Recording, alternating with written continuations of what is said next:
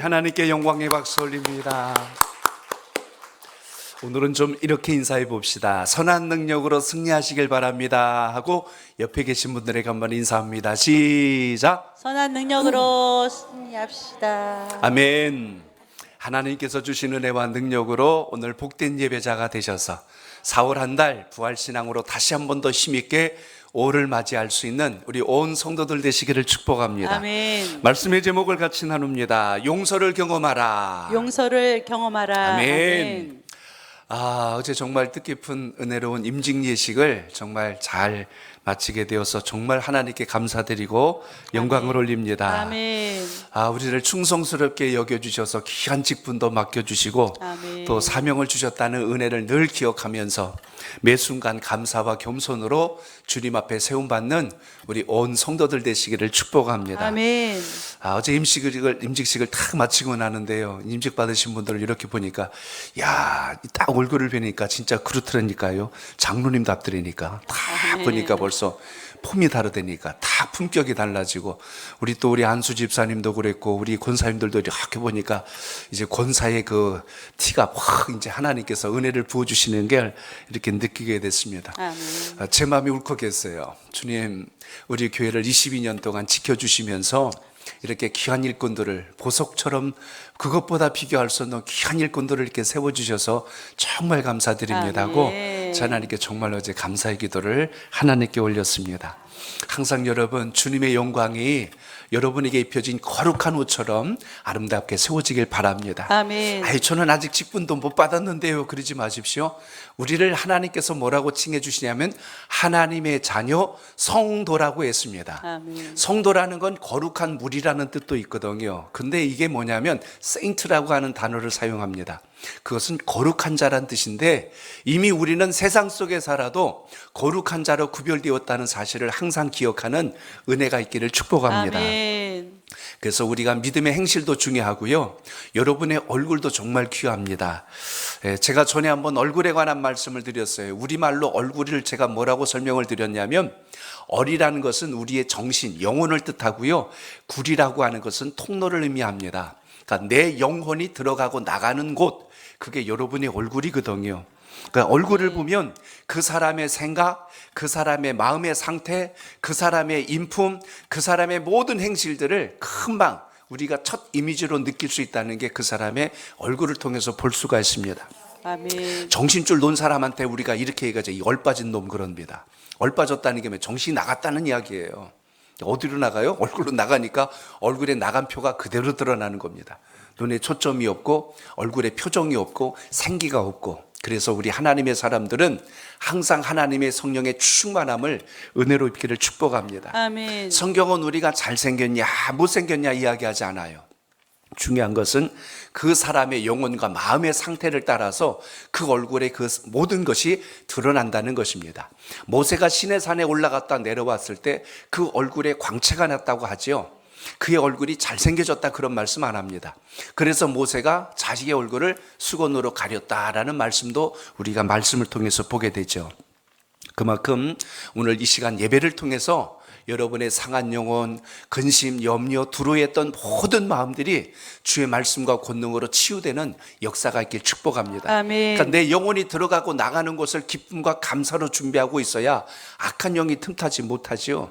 그렇지 못하면 여기 자기 집인 줄 알고 어둠의 영이, 사악한 영이 쉴 새 없이 우리 안에 들락거린단 말입니다. 그래서 오늘 이 시간 예배를 통해서 성령의 충만함으로 여러분의 영혼 속에 그 은혜가 있길 바랍니다. 아멘. 어느 의학정보의 자료를 읽어봤는데요.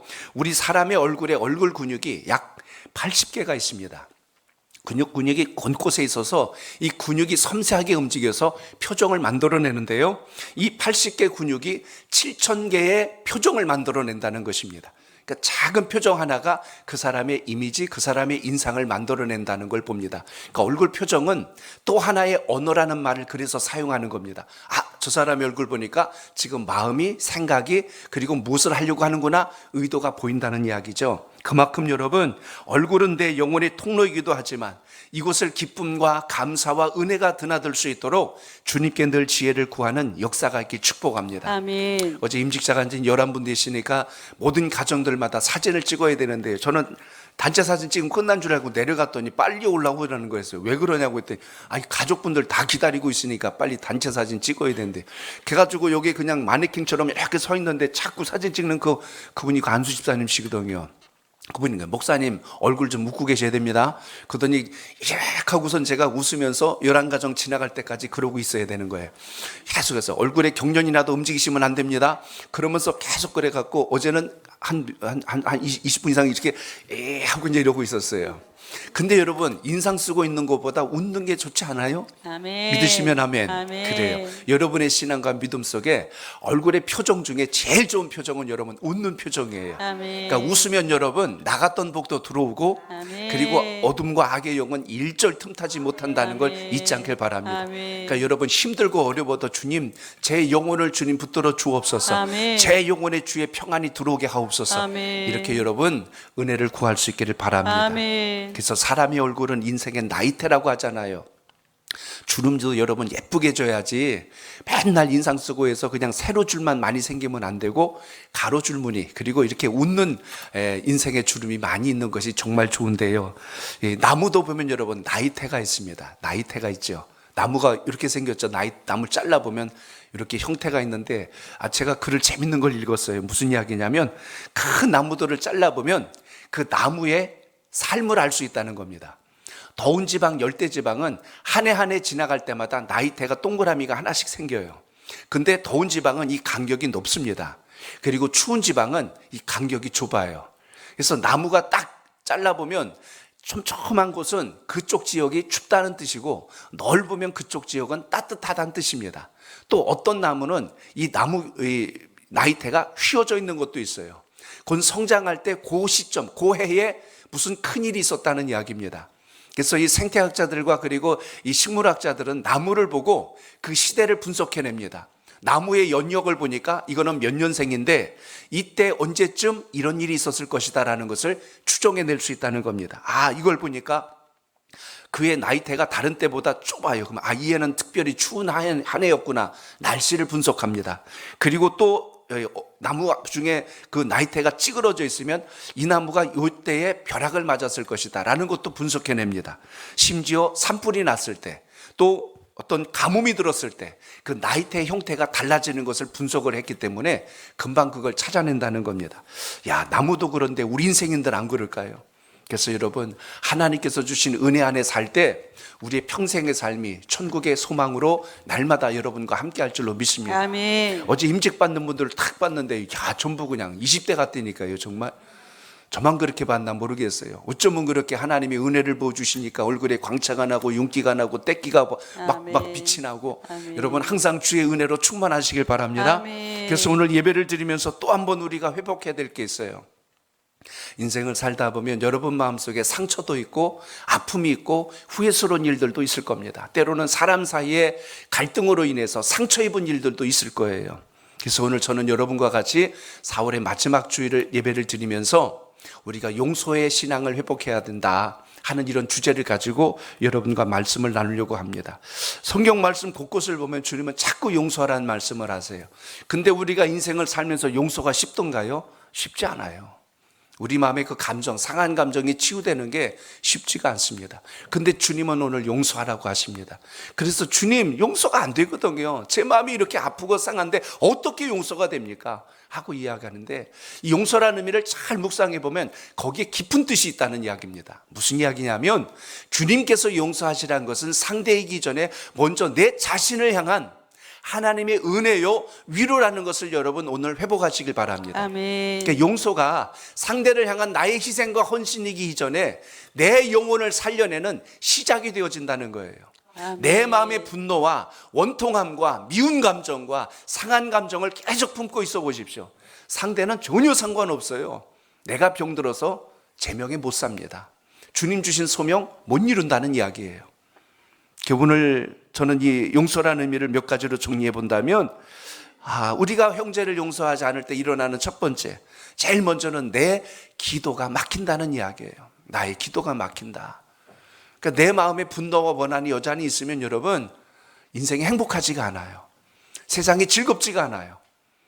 밥을 먹어도 즐겁지가 않고 잠을 자도 편한 잠을 잘 수가 없고 누구를 만나도 다 귀찮은 일처럼 바뀌어버립니다. 심지어 주님 앞에 우리가 기도를 하려고 해도 내 마음의 상한 감정이 해결되지 않으면 계속해서 그 기도가 온전한 열매를 이루지 못합니다. 시편 32편 3절로 4절에 보니까 거기 이런 말씀이 나와요. 우리 같이 읽어봅니다. 시작. 내가 입을 열지 아니할 때에 종일 신음함으로 내 뼈가 쇠하였도다.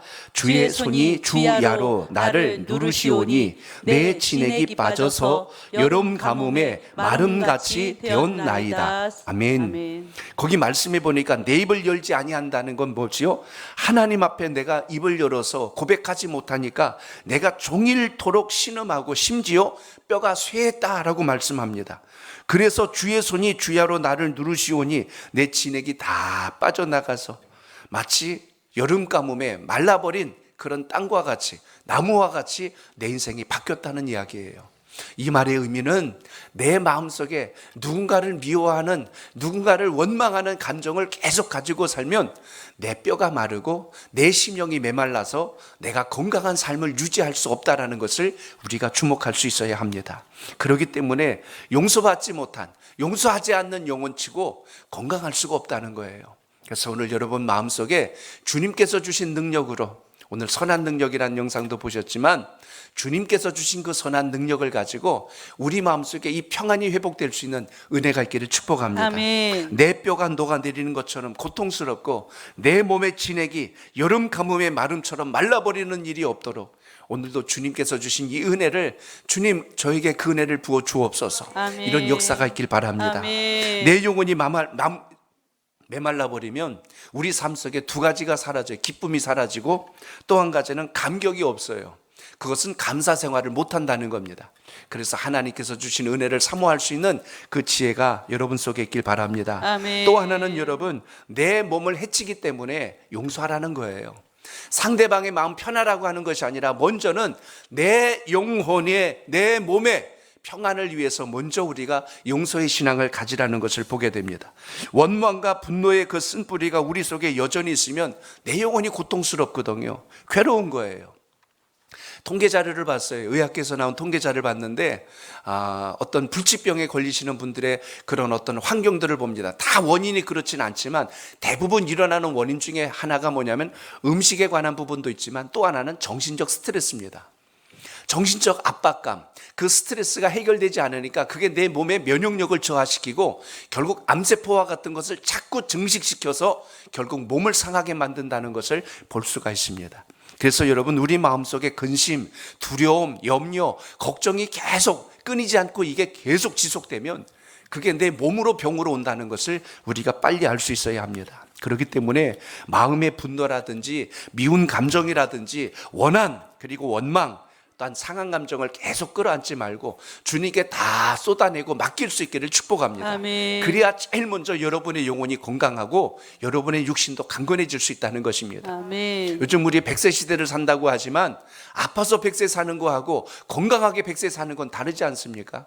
그래서 여러분, 건강한 육신을 갖고 있어야 하나님의 일도 건강하게 감당할 수 있습니다. 아멘. 항상 사모하는 마음을 가지시고 그 믿음이 여러분 속에 있길 바랍니다. 아멘. 주님, 제 마음속에 응어리진 모든 원한과 분도, 상한 감정 주님 앞에 다 내어놓사오니 저를 붙들어 주옵소서. 아멘. 오늘 이 고백이 있길 바랍니다. 아멘. 또 하나가 있어요. 용서는 여러분 성경에 보니까 우리의 선택이 아니고 하나님의 명령이란 걸 기억하십시오. 아멘. 저를 한번 따라합니다. 용서는 선택이 아니고 하나님의 명령입니다. 하나님의 명령입니다. 아멘. 에베소서 4장 32절을 같이 읽겠습니다. 32절 시작. 서로 친절하게 하며 불쌍히 여기며 서로 용서하기를 하나님이 그리스도 안에서 너희를 용서하심과 같이 하라. 아멘. 아멘. 거기 용서하심과 같이 하라란 이것이 부탁이 아니고 명령이라는 이야기예요. 군인에게 명령은 해도 되고 안 해도 되는 게 아니라 선택의 여지가 없어요. 해야 되는 겁니다. 내가 예수 그리스도를 만나서 주의 사람이 되었을 때 우리가 행해야 될 가장 귀한 것 중에 하나가 뭐냐면 용서하며 사는 은혜가 있기를 축복합니다. 아멘. 내 마음속에 담지 마시고 주님께 내어놓는 은혜가 있기를 축복합니다. 아멘. 왜냐하면 우리 주님께서 우리를 그렇게 사랑해 주셨고 그렇게 용서해 주셨고 그렇게 우리를 하나님의 자녀되게 해주셨다는 것이 하나님 말씀의 비밀이라는 것을 오늘 기억할 수 있길 바랍니다. 아멘. 그래서 우리는 항상 인생 살다 보면 그런 고백 누가 안 하겠어요? 목사님, 제 마음속에 용서가 안 돼요. 아무리 하려고 해도 이게 해결이 안 돼요. 저는 그 마음 100번이 합니다. 그런데 주의 말씀에 보니까 너희를 용서하심과 같이 하랍니다. 누가요? 그리스도 안에서 하나님이 우리를 향해서 향하신 걸 생각하고 하라는 거예요. 주님께서 십자가에 달리신 이유를 생각하고 용서하라는 거예요. 주님이 나를 위하여 십자가에 달려서 피 흘려 죽으신 것을 기억하고 그리고 우리에게 용서를 행하라고 말씀한 걸 떠올리라는 것입니다. 아멘. 그래서 이것에 대한 순종의 모습은 상대를 향한 어떤 자비를 베풀기 이전에 내 영혼을 살리신 하나님의 은혜를 기억하는 축복의 시작이라는 걸 생각하시고 오늘 이 신앙이 여러분의 마음속에 확실하게 새겨지기를 축복합니다. 아멘. 그래서 오늘 여러분 예배를 통해서 결단하셔야 돼요. 용서가 쉽다면 왜 하나님께서 우리에게 명령하셨을까요? 그러면 아마 하나님께서 부탁 아니면은 이런 것도 있더라 그러실 겁니다. 그런데 명령하셨다는 건 쉬운 일이 아니라는 이야기입니다. 그래서 오늘 본문 우리가 읽은 18장에는 오늘 본문의 내용 바로 앞부분에 베드로가 주님께 질문하는 이야기로 시작이 됩니다. 뭐라고 질문을 하지요? 주님, 제가 다른 사람을 몇 번까지 용서해야 됩니까? 라는 아주 의미심장한 질문을 던집니다. 7번까지 용서하면 될까요? 라고 하는 질문을 던지는데 오늘 이 부분을 생각하면서 우리가 가져야 될 용서의 본질이 뭔가 주님께서 가르쳐 주신 오늘 본문에 보시면 1만 달란트 빚진 자가 거기 보면 100데나리온 빚진 자를 탕감해 주지 못하는 이야기가 나오는데 오늘 이걸 통해서 우리에게 주님께서 주시고자 하는 말씀이 뭔가를 함께 깨닫는 시간 되길 원합니다. 아멘. 자, 오늘 말씀을 좀 접근해 봅니다. 오늘 본문에 보니까요, 어떤 주인이 종에게 지금 1만 달란트라는 것을 내주었는데 이걸 지금 갚질 못하는 상황이 됐다고 본문에 기록합니다. 그래서 저 성경에 달란트 이야기를 하면은 자꾸 우리가 이해가 잘 안 돼서 우리가 알고 있는 이 우리 돈으로 환산하는 게 좀 이해가 제일 빠릅니다. 통상 성경에서 말하는 1달란트, 그래서 이걸 데나리온으로 바꾸면 6천 데나리온 이렇게 이야기합니다. 당시 근동 지역에서 화폐 단위로 데나리온은 보통 하루 사람들이 생활할 때 쓰는 품삯을 1데나리온 이렇게 기준합니다. 그러니까 하루치 일한 값, 그게 1데나리온. 그러면 6천 데나리온은 6천일 동안 일한 값, 그게 1달란트예요. 자, 이러면 오늘 1만 달란트가 어느 정도 금액인지 대충 여러분 환산이 되실 겁니다. 저처럼 수학에 약한 분을 위해서 제가 좀 계산기로 막 계산을 해왔어요. 요즘 하루 일당, 과거에는 하루 일당 보통 아무 재능이 없어도 기본 5만 원 받았습니다. 요즘은 여러분 10만 원 정도 줘야 일당 돼요. 그러면 여러분 계산해 보십시오. 10만 원 곱하기 6천일. 머리 생각하지 마세요. 제가 계산해 왔으니까 6억입니다. 6억. 근데 이게 1만 달란트예요. 제가 계산기 두들리고 숫자 세보니까 6조가 나옵니다. 6조. 요즘 조 단위도 그냥 하도 사회에서 흔하게 막 이야기들 하니까 별로 감이 잘 오진 않지만 그래도 6조 그러면 이 사람이 이걸 갚을 수 있을까를 생각해 보세요. 아마 평생 아마 죽었다 몇 번을 깨나서 갚아도 못 갚을 게 6조 정도 될 겁니다. 그러니까 도저히 갚을 수 없는 것을 주인이 알고 어떻게 해줬냐면 너무나 불쌍해서 오늘 본문에 보면 불쌍히 여겼다는 말씀이 나옵니다. 제가 지난 한 주간 불쌍히 여긴다는 말씀을 묵상하다가 오늘 이 본문을 잡고 오늘 여러분과 은혜를 나누는 것입니다. 사람이 누군가에게 긍휼히 여기는 마음을 가지면요, 신기한 게 내 마음이 먼저 평안이 와요. 내 마음에 기쁨이 오고요, 내 마음에 뿌듯함이 옵니다. 억지로 불쌍히 여기는 게 아니라 정말 측은해서 정말 안타까워서 그 마음을 가지면요, 내 마음에 하나님께서 주시는 이루 감당할 수 없는 놀라운 어떤 감정의 기쁨을 누리게 하십니다. 그래서 우리 하나님의 사람들은 이 긍휼의 마음, 불쌍히 여기는 마음이 항상 있길 축복합니다. 아멘. 그럼 상대와 원수 맺을 일이 없어요. 평안을 주고 화평을 주고 소망을 주고 잘 되길 바라고 부모가 자식을 바라볼 때 바로 이 긍휼의 마음, 이 마음이 항상 있기 때문에 어떤 상황에서도 그게 우리 마음에 독으로 남지 않습니다. 마찬가지로 오늘 여기 주인이 이 종을 긍휼히 여기는 거예요. 불쌍히 여기는 거예요. 그래서 그거를 탕감해 주는 겁니다. 너를 보니까 도저히 갚을 수 없는 것 같다. 그러니 내가 그거 탕감해 줄게. 그럼 여러분, 이건 여러분 천지가 개벽해도 이런 일은 있을 수가 없는 일이에요. 그러니까 이 종이 얼마나 기뻐하고 감격해야 되겠습니까? 이렇게 기쁘고 감격해야 될 이 사람이 그 탕감받은 걸 기뻐해서 길을 가다가 오늘 본문에 보시면 누굴 만나냐면 자기에게 100데나리온 빚진 동료를 만난 거예요. 100데나리온. 자, 100데나리온, 1데나리온 10만 원 계산하면 그냥 어림잡아도 1000만 원 정도 돼요. 이 저놈이 나한테 1000만 원을 빌려갔는데 안 갚어? 너 이리 와 해가지고 그를 붙들어가지고 그를 고소해서 감옥에 쳐넣어버린 거예요. 주변의 사람들이 그 소식을 듣고 주인에게 알려드린 겁니다. 주인님, 그 1만 달란트 탕감받은 종 있지 않습니까? 그래, 내가 그 불쌍해서 그걸 용서해 주었다. 그런데 그가 자기에게 100데나리온 빚진 사람 멱살을 붙잡고 그를 감옥에 쳐넣어버렸답니다. 주인이 얼마나 기가 막히고 의가 없던지 그 사람을 다시 붙들어서 내가 너를 탕감해 준 것이 얼만데 그걸 가지고 용서하지도 못하냐? 그러면서 그를 감옥에 넣었다는 것이 오늘 말씀의 중심이 되어집니다. 그래서 오늘 32절로 35절까지의 말씀이 바로 그 이야기를 우리에게 전한 겁니다. 주인이 뭐라고 그랬어요? 그를 불러다가 말하되 악한 종아 그랬어요. 전에는 악하단 말 안 했습니다. 1만 달란트를 빚졌을 때 이 악한 놈아 안 그랬습니다. 그런데 지금 이 사람을 악한 종이라고 불렀고 내가 빌기에 내가 내 빚을 전부 탕감해 줬는데 내가 너를 불쌍히 여김과 같이 너도 내 동료를 불쌍히 여기는 게 마땅하지 않냐. 여기 마땅이란 말이 나옵니다. 당연하다는 거예요. 그거 용서해 주는 게 당연한 거예요. 그거 달라고 하면 그거 말이 안 된다는 것을 여기 마땅하다라고 오늘 기록합니다. 주인이 노하여서 그 빚을 다 갚도록 그를 옥졸에게 넘겼다. 내가 너 탕감해 준 거 다시 다 갚아. 지금 이렇게까지 하면서 그를 감옥에 넣었다고 오늘 말씀합니다. 오늘 주님께서 하신 말씀의 핵심은 오늘 마지막 절에 있어요. 여러분 우리 35절을 한번 기억합니다. 같이 읽습니다. 시작. 너희가 각각 마음으로부터 형제를 용서하지 아니하면 나의 하늘 아버지께서도 너희에게 이와 같이 하시리라. 아멘. 아멘. 거기서 우리가 주목할 게 있어요. 그게 뭐냐면 마음으로부터 형제를 용서하지 아니하면, 용서의 출발은 우리의 것에 표현하고 있는 말이 아니고 우리 내면이라는 것을 여기서 강조해 주고 있습니다. 진정한 사랑도 내면에서 우러나오듯이 진정한 충성도 표면적인 것이 아니라 내면에서 우러나듯이 오늘 진정한 용서의 본질이 무엇인가를 주님께서 우리에게 핵심적으로 말씀해 주고 있습니다. 오늘 신앙하면서 오늘 이번 한 주간 이 마지막 35절을 묵상하십시오. 오를 맞는 여러분의 마음속에 또 가족들을 만나고 많은 분들을 만나는 5월달에 이 마음을 기억하십시오. 내가 마음으로 누군가를 향한 주님께서 명하신 용서의 마음으로 살아갈 수 있는 이 지혜가 여러분 삶 속에 있길 바랍니다. 아멘. 이게 해결되지 않고 신앙하면 계속 우리 마음속에 찜찜함과 응어리짐으로 인하여 주님의 평강이 내 마음에 들어오지를 못해요.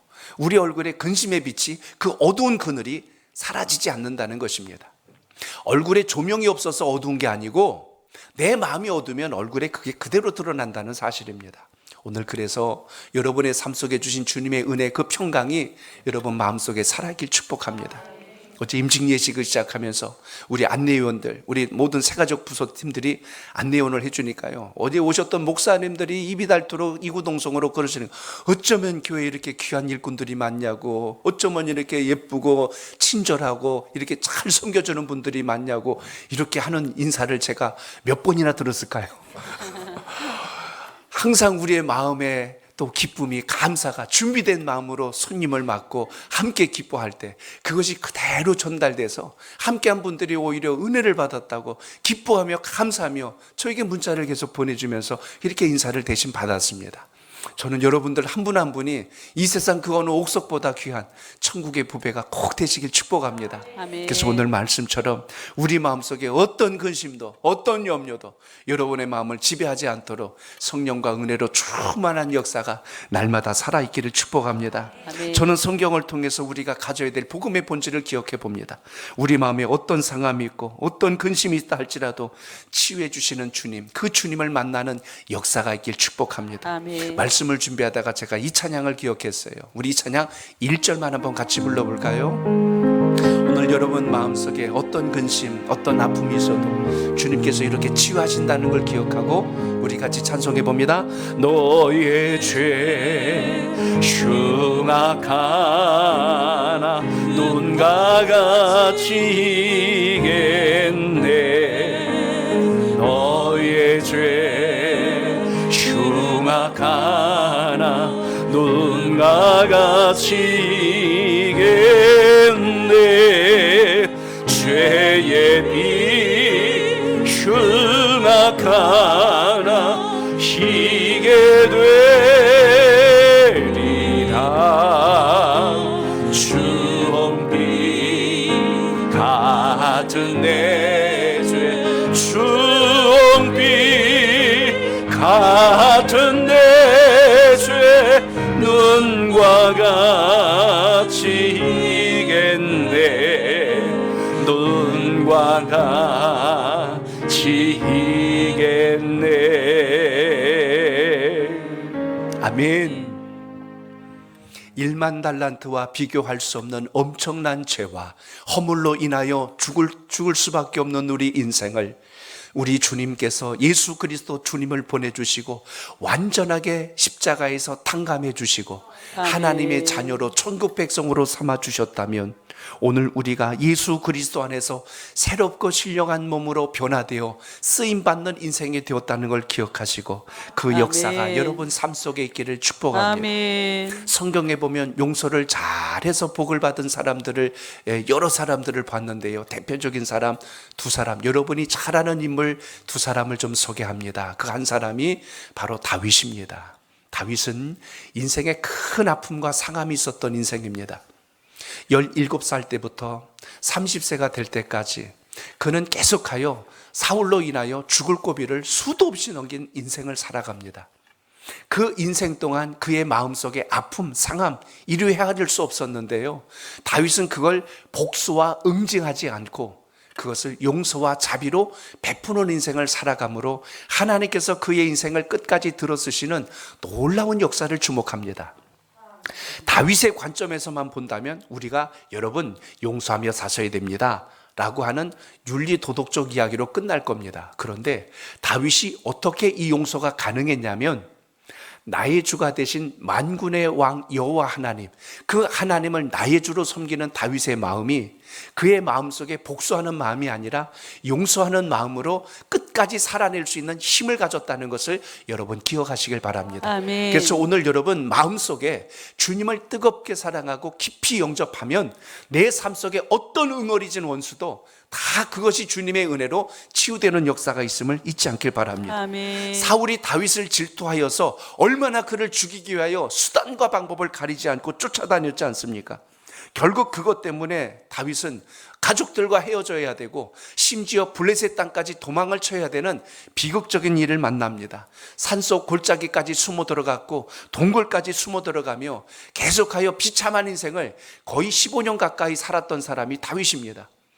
계속해서 15년을 도망자처럼 죄진 것도 아닌데 숨어 다녀야 된다고 생각해 보세요. 얼마나 그 마음이 분노스럽고 그 젊은 청년의 시기를 15부터 왕이 이스라엘의 왕으로 세워지는 그 시기까지 여러분 이거 15년을 그렇게 도망치면서 산다는 건 한마디로 내 인생의 가장 황금기를 날려버린 것과 똑같습니다.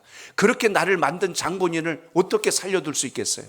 근데도 다윗은 여러분 그 사울을 죽일 수 있는 기회가 무려 2번씩이나 있었습니다.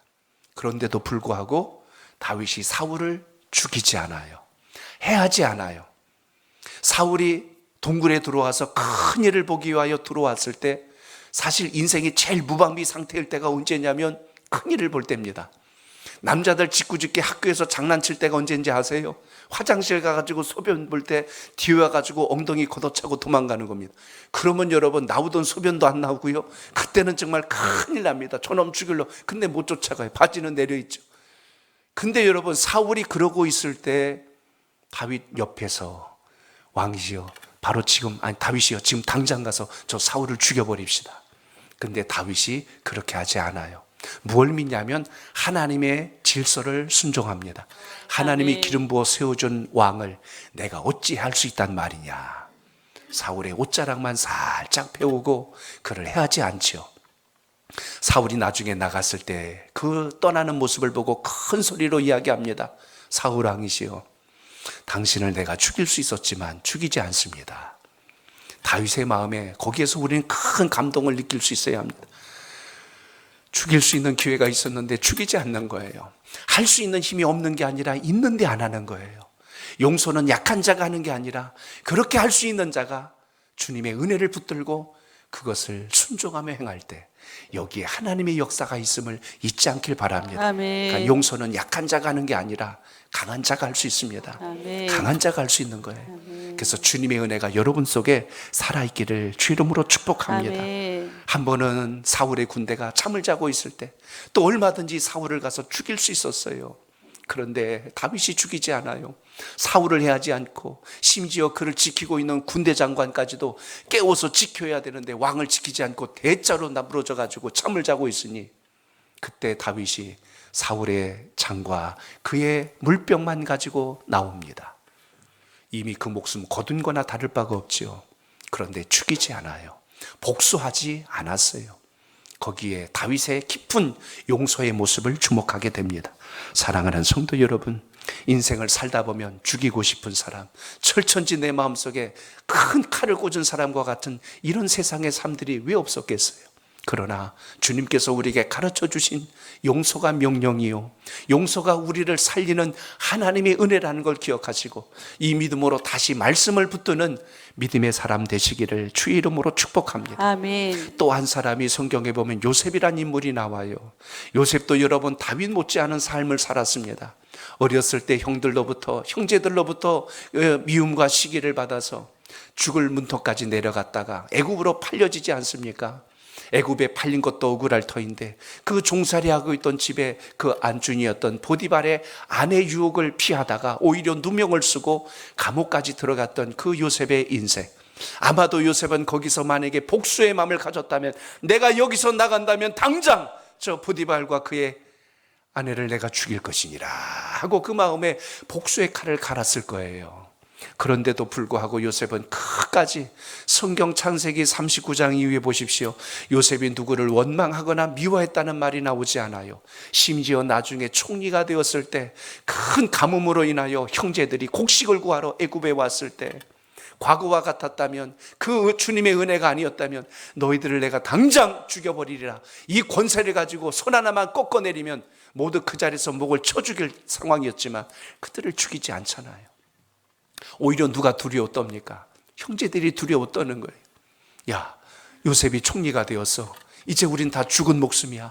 그들이 부들부들 떨고 그들이 염려하면서 얼굴에 빛이 새카매져가지고 죽을 문턱에서 부들부들 떨고 있을 때 요셉이 놀라운 말을 합니다. 당신들이 나를 이곳에 팔았으므로 근심하지 마소서, 한탄하지 마소서.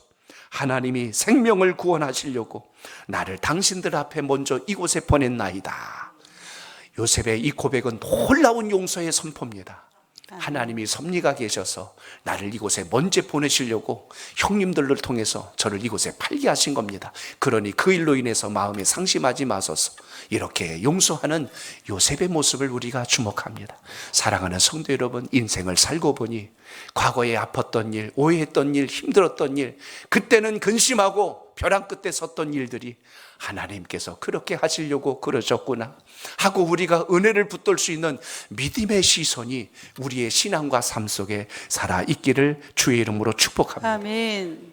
형제들이 그때는 한숨 쉬고 숨을 돌렸는데요, 나중에 또 마지막 창세기 50장에 가면 근심합니다. 아버지 야곱이 세상을 떠납니다. 그때 형제들이 또 한 번 두려워하죠. 큰일 났다. 아버지가 세상을 떠났으니 이제 요셉이 우리를 복수할 거 아니냐.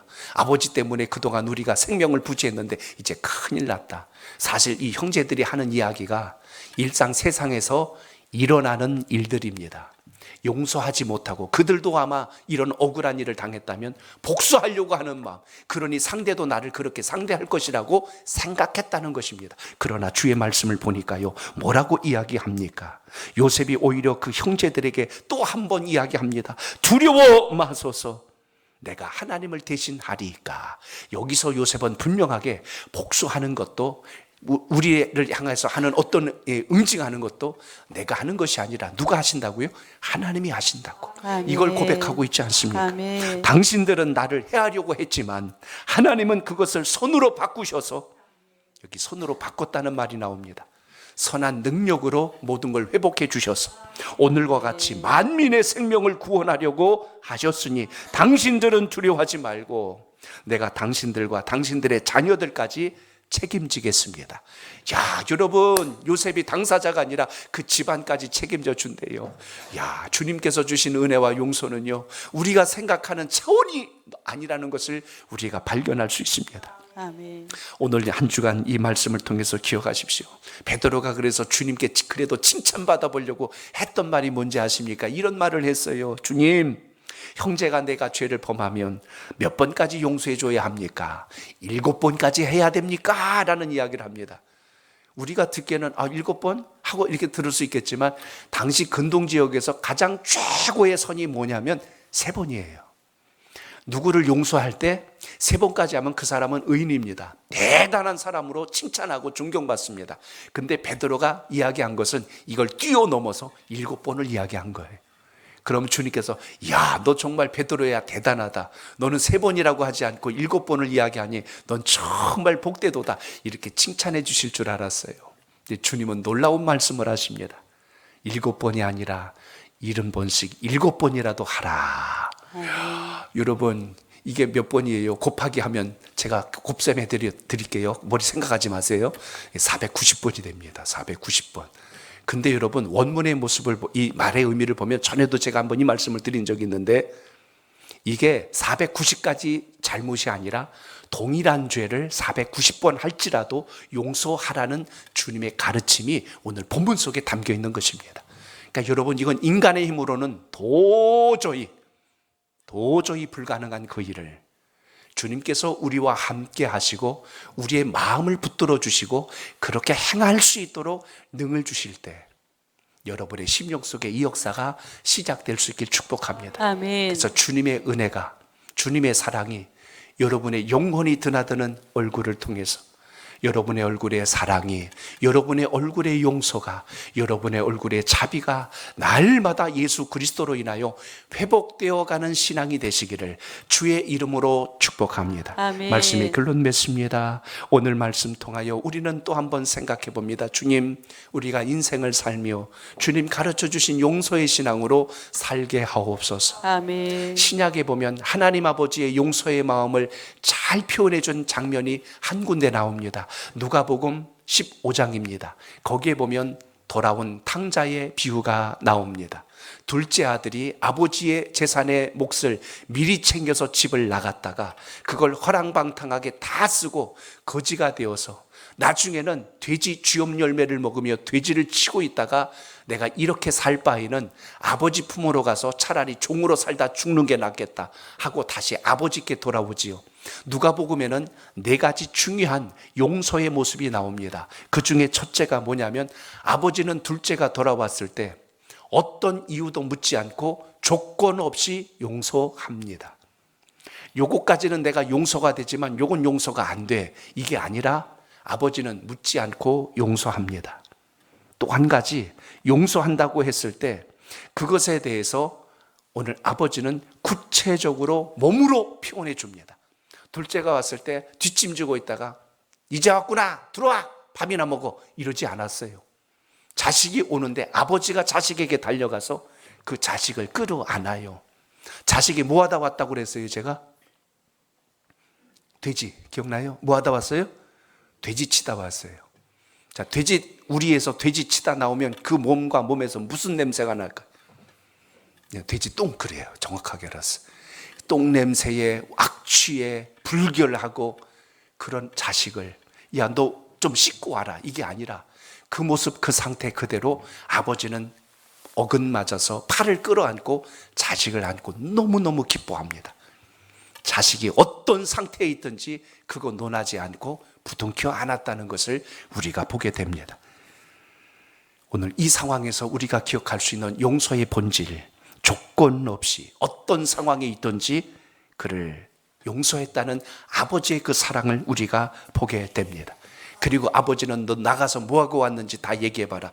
그것조차도 묻지 않았어요. 과거를 묻지 않는 그 사랑의 모습이 진정한 용서의 본질임을 보게 됩니다. 그리고 나서 어떻게 해요? 손에다 반지를 껴주고 신발을 신겨주고 옷을 다시 갈아입히고. 무슨 이야기입니까? 얘는 우리 집의 둘째 아들이요, 자녀의 권세를, 신분을 다시 회복시켜 주었어요. 용서는 신분을 회복해 주는 겁니다. 아멘. 우리가 그렇게 사랑받은 자들이에요. 예수님께서 십자가에 달려 돌아가셨다는 것은 우리를 조건 없이 우리의 과거가 어떠하든지 그거 묻지 아니하고 내 인생에 때묻고 오염되고 병들고 비뚤어지고 상처 입었을지라도 그거 묻지 않고 우리의 처음 신분을 회복시켜 주십니다. 아멘. 너는 나의 자녀니라. 너는 아멘. 나의 백성이니라. 아멘. 너는 천국의 백성이니라. 아멘. 우리의 신분을 회복해 주신 그 사랑, 그것이 용서의 본질이라는 것을 기억하시고 이 믿음으로 다시 한 번 더 힘있게 일어나는 우리 모두가 되시길 축복합니다. 아멘. 주님께서 나를 조건 없이 사랑해 주신 것처럼, 우리의 과거를 묻지 않으셨던 것처럼, 하나님의 자녀로 신분을 회복시켜 주신 것처럼 우리도 사랑하고 우리도 용서하고 우리도 축복하면서 이렇게 주의 사랑으로 살아갈 수 있는 우리 아름다운 선목교회, 그 교회를 만들어가는 그 자리, 여러분 한 분 한 분이 되시기를 주의 이름으로 축복합니다.